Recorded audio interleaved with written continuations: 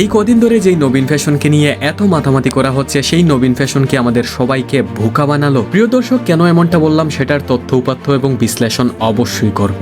মার্চের প্রথম দিকে নবীন ফ্যাশনের মালিক নবীন হাশেমি তার ফেসবুকে স্ট্যাটাস দেন তার সেলস নাকি ডাউন। তাও আবার কত পার্সেন্ট জানেন? 83%। একটা ব্যবসার যখন 83% সেলস ডাউন হয়, আপনি চিন্তা করতে পারতেছেন সেই ব্যবসার কতটা বাজে একটা অবস্থা। চলুন আপনাদেরকে এই বিষয়টা নিয়ে একটা ছোট্ট ক্যাপশন পড়ে শোনাই, তাহলে আপনাদের বুঝতে সুবিধা হবে। একজন লিখেছেন, মার্চের প্রথম দিকে নবীন ফ্যাশনের মালিক নবীন সাহেব ঘোষণা দিলেন সেলস ডাউন 83%। ঈদের আগে হঠাৎ করে নবীন সাহেব আবার ঘোষণা দিলেন 2টার সাথে 4টা ফ্রি। তার মানে তিনি আগে থেকেই ব্যবসা গোটানোর প্ল্যান করছিল, যার কারণে স্টক ক্লিয়ার করছিল। তাছাড়া লাখ টাকা ভাড়া দেওয়ার শোরুমে কেমনে 990 টাকায় 4টা পাঞ্জাবি সেল করে? স্বাভাবিকভাবেই তা অন্য ব্যবসায়ীদের ক্ষতি করেছে এবং তারা রেগে গেছেন। নবীন সাহেব স্টক ক্লিয়ার করার জন্য এই ফাঁদটা পেতেছিল। তারপর যখন অন্য ব্যবসায়ীরা তার উপর চড়াও হন, তখন সে তড়িগড়ি করে সংবাদ সম্মেলন ডেকে নিজেকে দানবীর বানিয়ে লস ব্যবসা গুটিয়ে বিদেশে পাড়ি জমান। তবে এমন যুক্তির প্রেক্ষিতে পাল্টা যুক্তি দাঁড় করানো হচ্ছে এমন ভাবে সে তার স্টক ক্লিয়ার করার জন্য লসে প্রোডাক্ট দিতেই পারে। এতে করে তার পরবর্তী সিজনের জন্য মার্কেটিং হয়ে যাবে। প্রত্যেক ব্যবসায়ী এটা হয়। শীতের শেষে গিয়ে দেখা যায় ব্র্যান্ডগুলো